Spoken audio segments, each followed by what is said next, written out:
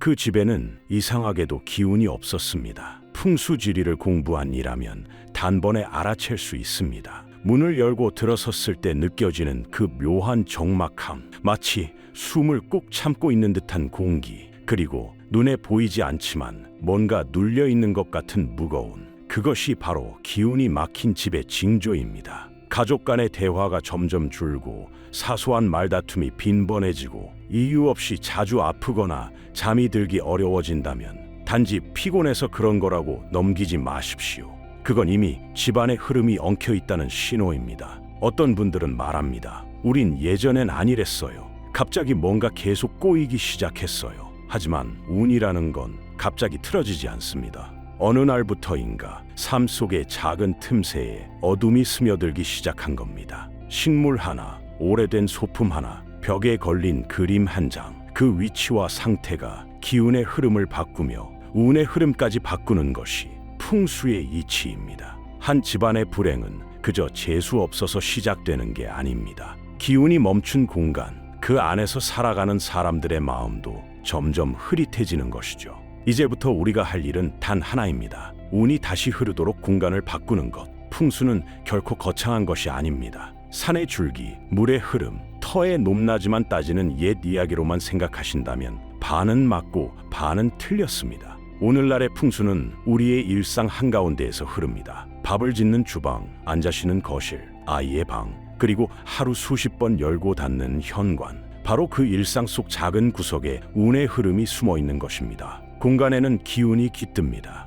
그리고 그 기운은 늘 움직입니다. 좋은 공간에는 말이 줄어들지 않고 기분은 가라앉지 않습니다. 머무는 시간조차 안정적이며 사람과 사람 사이에 정이 오갑니다. 그런데 이상하게도 어떤 공간에서는 숨이 막히고 아무 일 없이도 싸움이 잦아지고 괜히 마음이 불안해집니다. 그 이유는 단 하나, 기운의 흐름이 막혔기 때문입니다. 아무리 좋은 인테리어, 비싼 가구가 있어도 흐름이 엉킨 공간에서는 운도 정체되고 맙니다. 반대로 흐름이 잘 잡힌 공간은 단촐해도 복이 깃듭니다. 그래서 풍수에서 가장 먼저 보는 것이 바로 흐름입니다. 기운은 보이지 않지만 느껴지는 것입니다. 그리고 그 기운은 생각보다 아주 작은 것에서 시작됩니다. 식물 하나, 소금단지 하나, 사진 한 장, 이 작은 소품들이 어느 곳에 어떻게 놓여 있느냐에 따라 집안의 흐름이 달라지고 그 흐름이 곧 사람의 운을 바꾸는 것입니다. 그렇다면 이제부터 우리가 어떻게 그 흐름을 바꿔야 할지 차근차근 알아보겠습니다. 첫 번째는 생기를 불어넣는 살아있는 풍수 소품인 식물입니다. 한창 일이 잘 풀리지 않던 40대 가장이 있었습니다. 직장에서는 실수가 잦고 아이들과는 대화가 끊겼고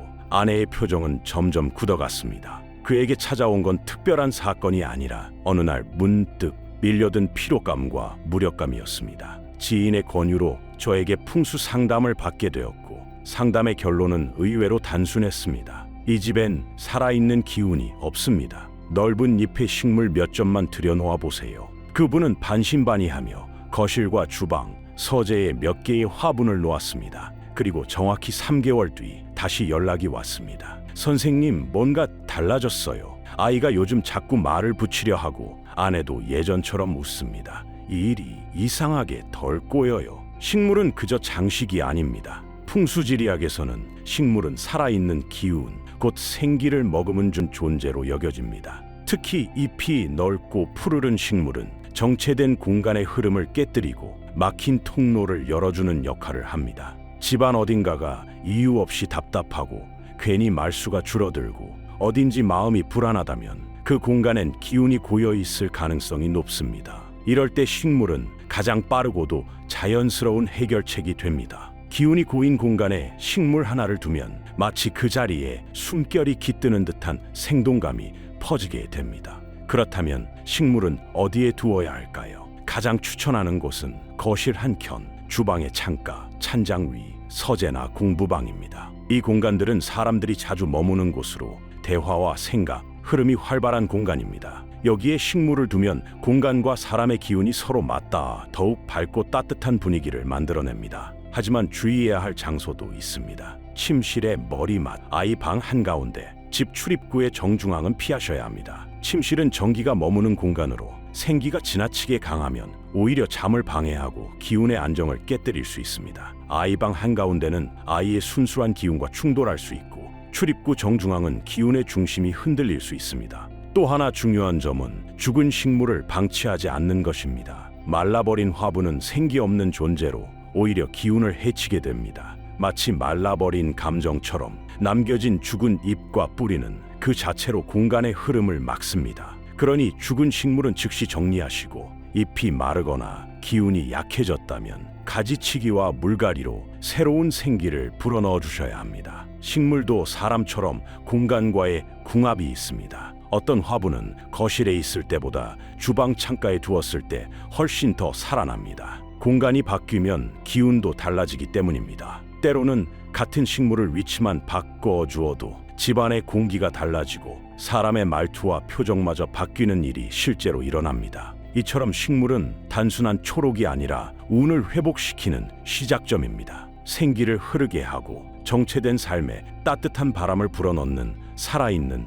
풍수소품이죠. 두 번째는 부귀를 부르는 상징의 그림인 모란 그림입니다. 풍수지리에서 그림은 단순한 장식이 아닙니다. 기운이 드나드는 통로, 사람의 운을 건드리는 상징물로 여겨집니다. 그림 하나가 집안의 흐름을 바꾸고 가족의 기운을 움직이며 때로는 오래 묵은 갈등조차 풀어주는 역할을 합니다. 그 중에서도 특별한 상징을 가진 그림이 있습니다. 바로 모란화입니다. 모란은 예로부터 부귀화라 불려왔습니다. 꽃 중에 왕이라 불리는 당당한 모양새, 풍성하고 생기 가득한 색감은 단순히 아름다움을 넘어 돈과 사람, 명예와 기회를 한꺼번에 끌어당기는 상징으로 여겨져 왔습니다. 조상들은 모란을 보면 사람의 수가 늘고 곡식이 풍성해지며 집안이 번창할 것을 떠올렸습니다. 그래서 옛 사대부가에는 반드시 모란 그림이나 자수가 걸려 있었고, 좋은 꿈을 꾸기 위해 일부러 모란 문의의 비단을 베개로 삼기도 했습니다.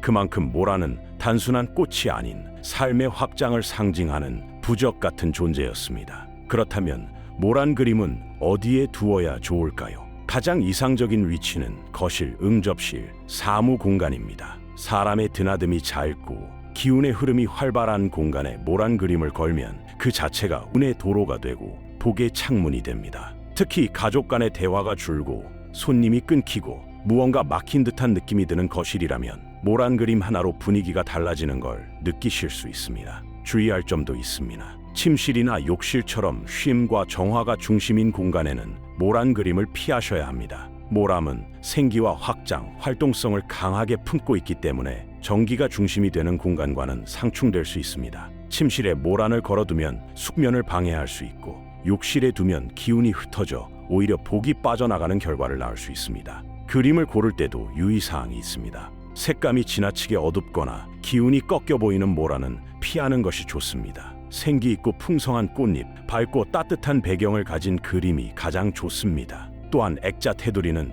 가능한 한 나무 소재로 둥글고 부드러운 곡선 형태를 고르시는 것이 풍수적으로도 균형이 맞습니다. 모란은 한 송이 꽃이 피니 만복이 따라온다는 뜻이 담겨 있습니다. 이 꽃을 거실 한가운데 혹은 문이 열릴 때 마주 보이는 벽에 걸어두신다면 그 순간부터 당신의 공간은 복이 머무는 자리로 바뀌게 됩니다. 세 번째는 정화와 보호의 근본 소품인 소금단지입니다. 서울 근교의 한옥에서 상담을 진행하던 날, 백발이 성성한 어르신 한 분이 조용히 말씀을 건넸습니다. 예전에 집안에 안 좋은 일이 있을 땐 늘 마당 구석에서 작은 단지를 꺼내 현관 앞에 놓곤 했어요. 신기하게도 그 뒤로 이상하게 다툼이 줄고 아프던 가족이 낫고 새나가던 돈도 멈췄다니까요. 그 단지에는 굵은 천일염이 담겨 있었고 그 위를 면포 하나가 덮고 있었습니다. 소금은 그 자체로 강력한 정화의 기운을 품고 있으며 부정한 기운을 흡수하고 막힌 흐름을 깨우는 힘이 있어 풍수지리학에서는 소금단지를 집안의 기운을 세척하는 소품으로 여깁니다. 공간의 어지러운 흐름을 정돈하고 나쁜 기운을 걸러내며 좋은 기운이 머물 자리를 만들어줍니다. 하지만 소금단지는 어디에 놓느냐에 따라 그 효과가 완전히 달라집니다. 지금부터는 소금단지를 두어야 할 최고의 장소 3곳, 그리고 반드시 피해야 할 장소를 알려드리겠습니다. 먼저 가장 추천하는 첫 번째 장소는 현관 신발장 안쪽입니다. 현관은 외부의 기운이 처음으로 들어오는 입구입니다. 여기에 소금 단지를 신발장 속, 특히 가장 아래 칸에 배치하면 밖에서 들어오는 탁한 기운이 소금을 통해 정화되고 복된 기운만이 집 안으로 들어오게 됩니다. 이때 뚜껑이 없는 도자기나 나무 그릇에 소금을 절반 정도 채워 넣으시고 그 위에 천을 살짝 덮어두는 것이 가장 이상적입니다. 두 번째로 좋은 장소는 화장실 한쪽 구석입니다. 물과 습기가 많은 화장실은 원래부터 음기가 강한 공간입니다. 이곳에 소금 단지를 두면 습기를 머금은 부정한 기운을 흡수하고 재물운이 빠져나가는 것을 막아주는 역할을 합니다. 단, 습한 바닥 바로 위는 피하시고 선반이나 환풍기 아래처럼 공기가 도는 자리를 선택해 주세요. 또한 3개월에 한 번은 소금을 반드시 교체해 주셔야 합니다. 굳거나 눅눅해진 소금은 이미 정화력을 잃었기 때문입니다. 세 번째 추천 위치는 주방의 찬장 속입니다. 주방은 집안의 건강운과 연결된 공간입니다. 조리대 근처나 음식 재료를 보관하는 찬장 속에 소금 단지를 놓아두면 음식의 기운과 어우러져 건강운을 지켜주고 복된 먹을거리를 불러오는 효과가 생깁니다. 그렇다면 소금 단지를 두면 절대 안 되는 장소는 어디일까요? 첫째, 침대 밑이나 머리맡입니다. 침실은 전기가 머무는 공간으로 편안한 수면과 안정된 심신의 회복을 위해 양기보다 차분하고 안정된 음기가 필요합니다. 그런데 소금은 강한 정화 에너지를 뿜어내는 성질이 있기 때문에 이곳에 소금을 두면 수면을 방해하고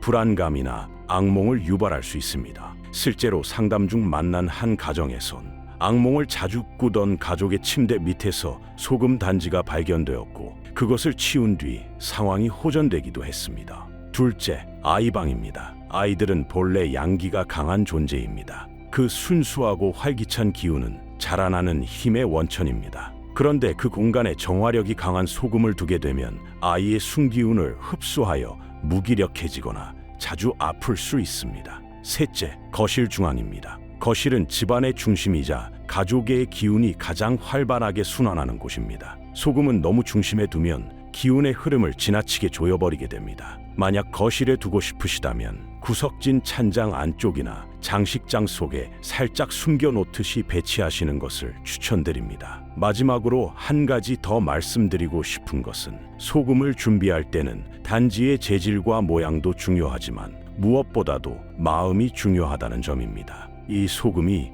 우리 가족의 기운을 지켜주고 복을 맞이하게 해줄 것이다. 이 믿음이 담겨야 소금의 정화력이 배가 됩니다. 이처럼 올바른 자리에 놓인 소금 단지는 단순한 소품이 아니라 집안을 지키는 작은 수호신이 되어줍니다. 네 번째는 흐름을 잇는 작은 가구인 협탁입니다. 서울 강북의 한 오래된 주택, 평범한 가정의 풍수 상담이었습니다. 선생님, 거실만 들어서면 괜히 가스씀이 답답해요. 가족끼리도 자꾸 말이 험해지고요. 현장을 둘러보니 공간은 나쁘지 않았습니다. 그런데 눈길을 끄는 것이 하나 있었습니다. 소파 옆에 놓인 큼직한 협탁, 그 위에는 먼지 쌓인 리모컨, 누군가 익담한 잡지, 사용하지 않는 장식품들이 뒤엉켜 있었고 테이블 모서리는 아이 눈높이와 딱 맞아 있었습니다. 공간의 흐름은 물처럼 부드러워야 합니다. 하지만 이 협탁은 기운의 흐름을 막고 시야를 가로막고 탁한 기운의 응어리를 만들고 있었습니다. 풍수지리학에서 협탁과 같은 작은 가구는 단순한 수납 도구가 아닙니다. 기의 흐름결하는 매개체이자 때론 흐름을 막아버리는 방해물이 됩니다. 그래서 협탁을 두는 방식은 몇 가지 원칙을 반드시 따르셔야 합니다. 첫째는 모양과 재질입니다. 풍수에서는 둥근 것이 귀하고 모난 것은 흉하다고 봅니다. 특히 금속 소재나 유리 테두리처럼 날이 선 재질은 기운을 베어버릴 수 있어 좋지 않습니다. 나무나 패브릭처럼 부드러운 재질, 그리고 모서리가 둥근 형태의 협탁이 기운을 순하게 돌게 합니다. 둘째는 높이와 위치입니다. 협탁은 무릎보다 약간 높은 수준이 가장 적절합니다. 너무 낮으면 기운이 흘러내리고 너무 높으면 공간을 누르게 됩니다. 보통 협탁은 소파 옆, 침대 옆, 현관 옆에 많이 두지만 중요한 건 단순히 두는 것이 아니라 의미를 만들어야 한다는 점입니다. 협탁 위에 무엇을 두느냐에 따라 그 가구는 전혀 다른 기운을 품게 됩니다. 침대 옆 협탁에는 좋아하는 책 한 권, 은은한 조명 하나, 거실의 보조 테이블 위에는 가족 사진 한 장, 편안한 찻잔 세트, 이런 식으로 그 가구가 쓸모와 감정을 담은 기운의 받침대가 되면 그 자리는 자연스럽게 흐름을 이끄는 공간이 됩니다. 하지만 피해야 할 방식도 분명히 존재합니다. 좁은 공간에 과도하게 협탁을 억지로 끼워 넣거나 위에 쌓인 물건을 방치한다면 그곳은 곧 기운이 정체되고 다툼이 쌓이는 응어리 공간이 됩니다. 실제로 앞서 이야기한 집도 협탁을 치우고 작은 원형 테이블과 따뜻한 조명을 놓아드렸더니 한 달 뒤 다시 연락이 왔습니다. 요즘 신기하게 말다툼이 줄었어요. 애가 거실에서 자꾸 책을 읽더라고요. 작은 가구 하나, 그것이 집안의 기운을 막을 수도 열어줄 수도 있습니다. 중요한 건 그 자리에 의미를 담아놓는 일, 그리고 기운이 흘러갈 길을 열어주는 배려입니다. 5번째, 지혜와 금전운을 부르는 수호 상징인 부엉이 장식입니다. 혹시 집안 어딘가에 부엉이 모양의 장식품을 놓아두신 적 있으신가요? 그저 귀여운 장식, 인테리어 소품으로만 생각하셨다면 오늘 이 이야기를 듣고 나면 다시 보게 되실 겁니다. 풍수지리학에서 부엉이는 특별한 존재입니다. 밤의 어둠 속에서도 모든 것을 꿰뚫어보는 날카로운 눈, 조용히 지켜보며 상황을 통찰하는 지혜로운 침묵. 그래서 부엉이는 예로부터 지혜, 명철, 통찰의 상징으로 여겨져 왔습니다. 특히 부엉이는 금전운과 기회의 감지력을 높여주는 상징으로 자주 등장합니다. 보이지 않는 기운을 읽어내고 나쁜 운을 피해가며 중요한 시기에는 결단의 순간을 지혜롭게 이끌어주는 부적 같은 역할을 하죠. 그렇다면 부엉이 장식은 어디에 두는 것이 좋을까요? 첫째, 책상 위입니다. 지혜와 통찰의 기운을 필요로 하는 공부, 계획, 업무의 자리에서 부엉이는 흐트러진 마음을 다잡아주고 집중력을 강화시켜줍니다. 둘째, 현관 입구 맞은편 벽면. 현관은 외부의 기운이 들어오는 통로입니다. 그 앞에 부엉이를 배치하면 집 안으로 들어오는 나쁜 기운을 감지해 걸러내는 수문장 역할을 하게 됩니다. 셋째, 거실 선반이나 책장 위. 집안 전체의 분위기를 지혜롭고 안정적으로 이끄는 효과가 있습니다. 특히 말이 많고 탈이 많은 집이라면 부엉이의 눈이 기운을 정화하고 가라앉혀주는 작용을 하게 됩니다. 주의할 점도 있습니다. 부엉이 장식의 눈이 너무 현실감 있게 무섭거나 혹은 너무 날카롭게 조형된 경우 오히려 기운을 찌르고 불안하게 만들 수 있습니다. 가급적 온화한 표정, 부드러운 색감, 그리고 너무 크지 않은 크기를 선택하세요. 또한 화장실 근처에는 절대 두지 마십시오. 습하고 정체된 기운이 부엉이의 본래 기능을 흐리게 만들어 오히려 지혜가 가려지고 복이 흩어지는 결과를 낳을 수 있습니다. 마지막으로 먼지 관리가 생명입니다. 부엉이는 상징상 눈이 밝은 존재입니다. 그 위에 먼지가 쌓이면 기운을 보는 힘이 흐려지고 효과가 약해집니다. 주 1회 부드러운 천으로 조심스레 닦아주세요. 이 사소한 정성이 부엉이의 힘을 되살려줄 것입니다. 작은 부엉이 하나, 그 속엔 당신의 공간을 지키는 보이지 않는 눈이 숨어 있습니다. 6번째, 집안의 정을 되살리는 풍수의 중심인 가족 사진입니다. 서울 근교의 한 신축 단독주택, 모든 것이 새롭고 정갈하게 잘 정리된 공간이었습니다. 그런데 상담을 의뢰한 부부는 말했습니다. 요즘 자꾸 말다툼이 많아졌고 아이는 자주 아프고 밤잠을 설치곤 해요. 집안을 둘러보다 저는 이상한 점을 하나 발견했습니다. 거실 한쪽 벽 너무나 널찍하게 비어있던 그 벽, 아무것도 걸려있지 않았고 장식 하나 없이 텅 비어 있었습니다. 그래서 물었습니다. 혹시 가족 사진은 어디에 두셨나요? 부부는 머뭇거리며 대답했습니다. 다 서랍 안에 넣어놨어요. 인테리어 미관상 벽엔 아무것도 걸고 싶지 않아서요. 풍수지리학에서는 가족 사진이 단순한 추억이 아니라 정과 기원을 연결하는 기운의 고리로 여겨집니다. 사진은 멈춰 있는 것 같지만 그 안에 웃음과 손짓, 함께한 시간이 공간에 따뜻한 전기를 불어넣는 상징이 됩니다. 기림이 외부의 기운을 불러오는 통로라면 사진은 가족 내부의 기운을 단단히 묶어주는 장치입니다. 특히 아이가 있는 가정이라면 가족 사진은 아이의 정서 안정과 심리적 안정감에 큰 역할을 합니다. 매일 바라보는 부모의 웃는 얼굴, 손을 맞잡은 모습은 무의식적으로 사랑받고 있다는 믿음을 심어줍니다. 이는 곧 아이의 운, 건강, 인간관계에까지 긍정적인 영향을 미치게 됩니다. 그렇다면 가족 사진은 어디에 걸어두는 것이 좋을까요? 첫째, 거실 벽면, 특히 눈높이보다 약간 높은 위치가 가장 이상적입니다. 이 위치는 가족이 가장 자주 모이고 정이 흐르는 곳이며 사진의 에너지가 공간체로 확산되기 좋은 자리입니다.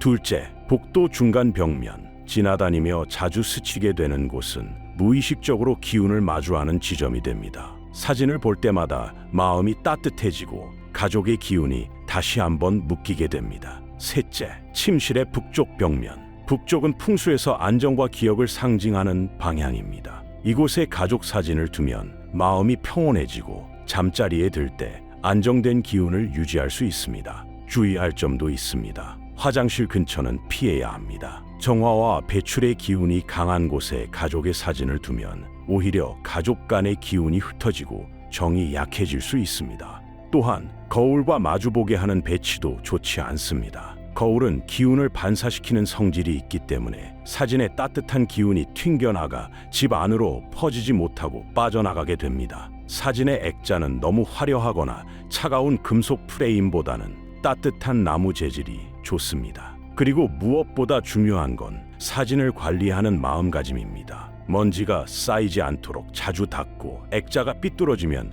바로 잡아주세요. 이 작은 정성이 곧 가족 간의 기운을 단단히 묶어주는 힘이 됩니다. 가족 사진은 그 자체로 집안의 중심입니다. 어떤 값비싼 인테리어보다 더 큰 힘을 가진 풍수 소품이며 사랑과 정, 기억과 기운이 머무는 자리입니다. 마지막 7번째는 운의 흐름을 상징하는 시간의 장치인 시계입니다. 한동안 일이 잘 풀리지 않는다는 분이 계셨습니다. 하는 일마다 뭔가 막히는 느낌이에요. 별일도 아닌데 괜히 피로하고 사람 관계도 틀어지고요. 그분의 집에 방문해 보니 거실 벽에 멈춰있는 시계 하나가 걸려 있었습니다. 조용히 여쭤보았습니다. 혹시 저 시계 언제부터 멈춰 있었나요? 글쎄요, 배터리가 다 됐나 싶었는데 그냥 귀찮아서 몇 달째 그대로예요. 풍수에서 시계는 단순히 시간을 알려주는 도구가 아닙니다. 운의 흐름, 기의 순환, 삶의 움직임을 상징하는 도구입니다. 시계가 흐르고 있다는 것은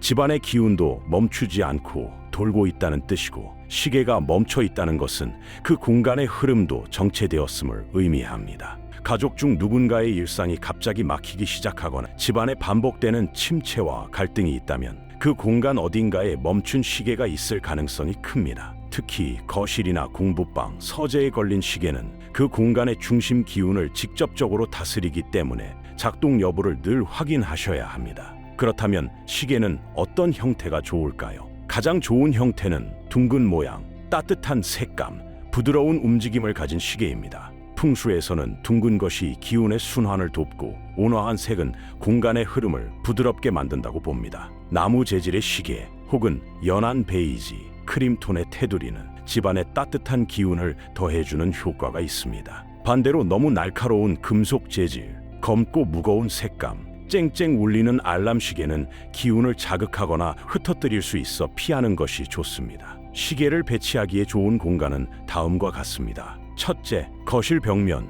가족이 함께 모이는 중심 공간에 시계를 걸면 시간의 흐름과 기운이 함께 순환되며 집안의 운이 정체되지 않도록 돕습니다. 둘째, 현관 옆 벽면. 현관은 외부 기운이 드나드는 통로입니다. 시계를 그 옆에 두면 외부의 흐름과 내부의 기운을 자연스럽게 연결해주는 역할을 합니다. 셋째, 서재나 공부방. 시계는 시간의 감각뿐 아니라 집중력과 계획성, 판단력을 상징합니다. 그래서 학업운, 사업운, 직업운과 관련된 공간에 시계를 두면 기운의 흐름이 맑아지고 목표에 가까워지는 효과가 있습니다. 반대로 시계를 절대 두면 안 되는 장소도 있습니다. 첫째, 침실 머리막. 잠든 사이 시계가 똑딱거리는 소리와 흐름은 무의식적으로 긴장감과 시간의 압박을 유발하게 됩니다. 잠은 기운을 회복하는 시간인데 그 흐름을 방해하게 되는 것이죠. 가능하다면 침실에는 시계를 아예 두지 않거나 작동하지 않는 장식용 시계도 피하는 것이 좋습니다. 둘째, 현관문 정면. 문을 열자마자 시계가 보이는 구조는 시간이 나가는 집이라는 상징을 만들어 복과 운이 빠져나가는 흐름을 뜻하게 됩니다. 가능하면 옆 벽으로 옮겨 배치하세요. 그리고 마지막으로 절대 잊지 마셔야 할 점. 멈춘 시계는 절대 방치하지 마십시오. 배터리를 교체하든 작동을 멈춘 시계라면 정리하시고 가급적이면 항상 흐르고 있는 시계만을 두는 것, 그것이 운을 지키는 작은 실천입니다. 시계는 우리에게 매일 같은 메시지를 건넵니다. 지금 이 순간에도 운은 흐르고 있다. 그 흐름을 막지 마십시오. 지금까지 우리는 운이 좋아지는 풍수소품 7가지를 함께 살펴보았습니다. 어쩌면 어떤 분들은 이렇게 생각하실 수도 있습니다. 그깟 식물 하나, 그림 하나 바꾼다고 뭐가 달라질까? 하지만 풍수는 늘 작은 것에서 시작됩니다. 말없이 놓인 식물 한 그루가 생기를 불러오고 조용히 걸린 가족 사진 한 장이 마음을 단단히 묶어주며 멈춰있던 시계가 다시 흐르기 시작할 때 집안의 기운도 삶의 운도 서서히 움직이기 시작하는 것입니다. 복은 어디선가 갑자기 찾아오는 것이 아니라 머물 자리를 만든 곳에만 깃드는 법입니다. 운이 드나들 문을 열어두고 기운이 흘러갈 길을 닫고 마음을 담아 조용히 자리를 정돈하는 그 순간부터 당신의 집에는 복이 머물 준비를 시작하게 됩니다. 지금 이 영상을 끝까지 시청하신 당신, 이미 그 마음속에는 변화를 시작할 의지와 기운이 깃들어 있습니다. 당장 큰 걸 바꾸지 않으셔도 좋습니다. 오늘 말씀드린 것 중 하나만이라도 실천해 보세요.